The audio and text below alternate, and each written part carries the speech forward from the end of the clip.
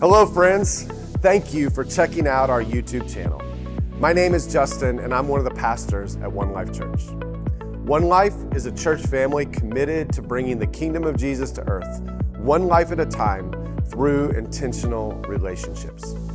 Now, before we jump into the sermon, I want to ask you to do two things. First, hit that subscribe button so that you can follow along with what God is doing in and through One Life Church. Second, in the description below, you will find a link for onelifechurch.tv. This is where you can learn more about our church. If you live in the Concord, North Carolina area, I want to invite you to join us in person on a Sunday morning at 10:30 a.m. You can plan that visit at onelifechurch.tv. I pray that today's sermon encourages you to continue following the person of Jesus in your everyday life. Let's dive in.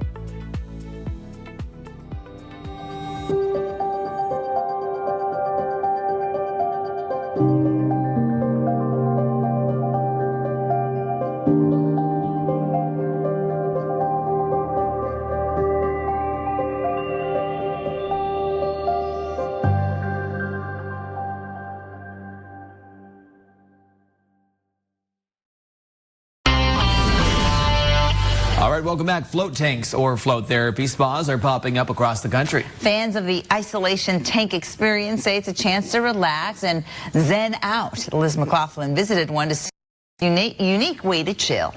Here is our pod suite. It's not always sink or swim. For 60 minutes, you can simply float. We call floating meditation on training wheels. Sensory deprivation chambers or float tanks are an exploding wellness trend. Float therapy is nothing new. But it is experiencing a renaissance. There are now hundreds of float spas across the U.S. True Rest has 34, with 15 more opening this year, attracting customers like Addie Collett for the mental health benefits. I have a super ADD personality, so it's helped me a lot just relax and unwind. Sessions are 60 minutes in a private float pod room. It's very rare that there's just an hour of your life where no one's talking to you or no distractions. More than 1,000 pounds of Epsom salt makes floating effortless. Even a bowling ball floats inside our pods. The water is the same temperature as your skin. Oh, it's warm. And once the pod closes, there's no light or sound. You're one with yourself and you're one with your thoughts. After the float, customers can decompress at the oxygen bar. I feel very good right now. I'm very relaxed. Jessica Scripture came for the first time, hoping float therapy would help ease her back pain and sleep problems. I think it's going to start as a health fad, and I think the benefits are going to show, and I think it's going to stick around. As more people decide to float their anxieties away. Liz McLaughlin, NBC News. All right, well, we're going to do a special offering right now to purchase a new baptismal. And so it's all cash, so go ahead and take out your wallets. Some of you are not laughing. You're like, I don't know about that bald guy. Good morning. My name's Justin, and I'm one of the pastors here. And today I'm going to continue our series on the book of Psalms. And this summer we have been walking through the book of Psalms, and it's our hope that as we walk through this ancient book of prayers, that it will encourage you in your own prayer life. It will encourage you to connect with God in really honest and vulnerable ways. The book of Psalms has been the prayer book of God's people for generations. It was Jesus's prayer book, and it can be our prayer book today. So I want to start here. I think that there are two things that are universally true of all of us in 2024. Okay? Two things that are universally true of all of us in 2024. Number one, we are all tired. And number two, we are all looking for true rest. We're all tired and we're all looking for true rest. The National Safety Council conducted a survey recently that found that 97% of its respondents reported at least one risk factor for fatigue. 97%. So if you're sitting here and you're like, I'm not tired, you're part of the 3%. You can check out. I give you full permission and enter into your Zen place, and the rest of us can lean in, okay? But the rest of us are tired. And that, I think it's just true. Like if you Google, why are Americans so tired? It is page after page after page of research, statistics, videos that are going to help you not be so tired, conversations and things that are written about why we are so tired. We're tired. We are a tired group of people. And it is also true that we are all looking for that one thing that is going to give us true rest. A few weeks ago, I was spending some time with the Lord, and I was struck by this question. The question came to my mind, Justin, why are you so tired? Why are you so tired? Have you ever thought that? Why are you so tired? And the question wasn't just about the surface, like, why did I only get 6 hours of sleep last night instead of 8? But it was about the thing under the thing. What's the thing under your fatigue? What's the root of the fatigue that you're experiencing? Now, here's the thing. We can be tired for a multitude of reasons. Let me give you a few, and you see which one you resonate with the most right now. We can be tired because we're just busy. We're just busy. Last weekend, this was true for our family. We got back on Thursday evening from a 10-day vacation driving all over the Midwest. When we got back, Marcus came down with a cold. The next morning, Marcus was supposed to have his appointment where he got his license. Nicole took him to the DMV, and the government did what they did and screwed everything up. And then we had a baseball tournament last weekend, and so Marcus played on Friday afternoon. And then we had 2 more games on Saturday.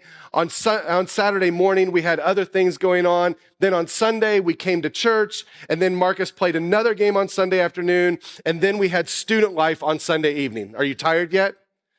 I woke up on Monday and felt like I got hit by a Mack truck. I was exhausted. So we can be tired because we're busy. Sometimes I can be tired because God is putting really great opportunities in front of me. There's just good things that God puts in front of me, and there's a good tired. I recall this past January, we came back from Florida and seen Nicole's parents, and we came back on a Monday, and Mondays are when my 242 group meets. I was beat. We drove 9 hours back. It was the goal to get back so that I could host 242 group. And all day, I just kept saying, just cancel. Just can't, it'll be okay. Their salvation's fine. But I just couldn't do it because I love these guys. And so I didn't do it. And I got to tell you, that was one of the best nights of 242 group all spring. One of the best conversations. And I was tired. It was a good tired. Sometimes we can be tired because of despair and discouragement. I think about a few weeks ago, Nicole and I were having a conversation late at night, and that conversation was a really tough conversation that went into 1 a.m. and then 1:30 a.m. and then 2 a.m. I don't know if you've ever had these kind of conversations. And then when you finish that conversation, you finally turn out the lights, you don't sleep well. And then I woke up the next morning and I was so tired. There was a lot of discouragement for both of us, a lot of despair of feeling, man, where is the hope in this situation? Sometimes we can be tired because of our bad decisions. Thank you, Netflix. Sometimes we can be tired because of circumstances and situations that are outside of my control. Sometimes my fatigue will last for a season, whether that's a week or a month or maybe a few months. And sometimes my fatigue feels like it is going to last forever. So I wonder for you, which one of those do you resonate with right now?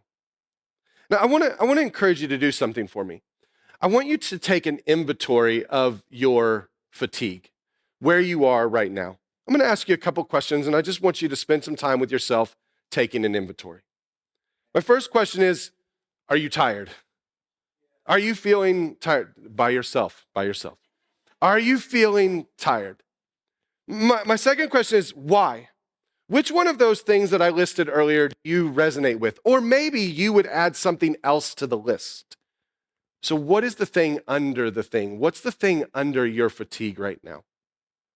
Next is, how long have you been tired? How long have you felt this way? And finally, what emotions bubble to the surface whenever you get tired? When you're feeling fatigued, what emotions bubble to the surface? Okay, so we're all tired. Now, what do we do? What do we do with this? How do we respond to this fatigue?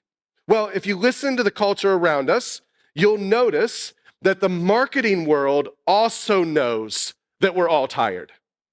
And so they dangle potential solutions in front of our faces, usually using Instagram, Facebook, and YouTube. And more often than not, they call their solution, their tool, a sure thing that will change your life forever. Whether it's a floating pool full of salt water, or it's the next great physical fitness class that you can take at your gym or right at home and you never have to leave your bed. Or if it's the next great vacation that's going to cost you $10,000, but it will change your life and bring your family together and you won't be tired when you get home. Or if it's a new diet, or if it's a new pillow, and I've tried all of them, a new mattress, or a new drink. I mean, has anyone tried that new mushroom coffee drink yet? No? Okay, now me either, but it keeps popping up on my Instagram, and it's going to most definitely pop up this afternoon because they're always listening. There is an endless tunnel of options that promise to change everything, to give us more energy, to make life go from black and white to full color. Now, please hear me. Please hear me. I am not saying that these things are bad. I'm not saying that. But I would like to point out that they change all the time. Like on a daily basis, on a weekly basis, on a monthly basis, there's something new that's going to change your life. Would you agree? And because of this, because they come and go, I just think it deserves that we just be a little skeptical. Maybe these things are great. I mean, maybe the mushroom coffee is fantastic. But maybe, quite possibly, they can't produce all that they promise. So, what do we do? Because we're still tired. Where do we turn when we're tired? Well, last week, I was standing in the back of the room when our good friend Dawn, an overseer here at One Life, was standing on the stage and she was leading us in communion. And she began to read one of my favorite scriptures, some of my favorite words from Jesus to help prepare our hearts to come and to eat and drink together. She was reading from Matthew chapter 11, and as she was reading, I had this massive kairos. If you don't know what that word means, it means that God collided with me in that moment. God had something for me in that moment, standing right back there in the back of the room. Now, I'm going to tell you a little bit more about that kairos here in just a second, but let me read the text that Dawn read last Sunday. Jesus says, "Come to me, all you who are weary and burdened, and I will give you rest. Take my yoke upon you and learn from me, for I am gentle and humble in heart, and you will find rest for your souls." Now, I need to ask a couple questions. Number one, do you believe that Jesus tells the truth? This is not a rhetorical question. Ian does. Anybody else? Yes. Okay. Do you believe that Jesus tells the truth? Yes. Okay. Most of us in the room believe that. Next, do you believe that Jesus can and will produce what he promises? Yeah? Okay. He's good for his word. Do you believe that Jesus can and will do what he says he will do? Yeah? Okay. Yes. Yes. So in light of us saying yes, if you said yes, that Jesus can and will do what he says he will do. Did you see the promise in Matthew chapter 11, verse 29? Listen to this. Take my yoke upon you and learn from me, for I am gentle and humble in heart, and you will find rest for your souls. Everybody say will. You said that Jesus is good on his word, yeah? You said that he can and he will do what he says he will do. He says that he can give us rest for our souls. Now let's work through verse 29 just for a second. Take my yoke upon you. What in the world is a yoke? I would imagine that most of us in this room don't have a yoke at home. Okay? So let me show you a picture of a yoke. This is a yoke. It's the curved piece of wood that connects these two animals that would be used to plow a field, okay? And so in Jesus' time, a yoke was something that everyone knew what it looked like. So, sometimes a yoke was used by someone who would go to a well and fill up 2 buckets of water, and they would put this curved piece of wood over their shoulders and hold a bucket on one side and another bucket on the other side to help balance the buckets. So the idea of this yoke is it represents teamwork or cooperation, and more importantly, it represents relationship. And so Jesus is saying, take my yoke upon you. What he is saying is, come and be my disciple. Come and follow me. Be in relationship with me. Now, what is a disciple? A disciple is a student. In the first century, you had rabbis, you had teachers that would teach you their way, and they would invite you to come and be their disciple. Or a better word is apprentice. John Mark Comer uses this word, an apprentice, somebody who watches what someone does, learns everything that they have to teach them, and then they go and they do it. So when Jesus says, take my yoke upon you, he is inviting you to be his apprentice. And then he says, learn from me. Learn from me. Learn everything that I have to teach. Learn my ways. Walk in my ways. And here's the kairos. I've never seen it before. I've preached on this text dozens of times. I've meditated on this text. I have this text memorized and seared on my brain. And until last Sunday when I was standing in the back of the room, I've never seen this connection. Jesus says, when you learn from me, you will find rest for your souls. This is the key. And he's good on it, guys. You said he was. You said that you believe him. And he says, when you learn from him, you will find the rest that you are looking for.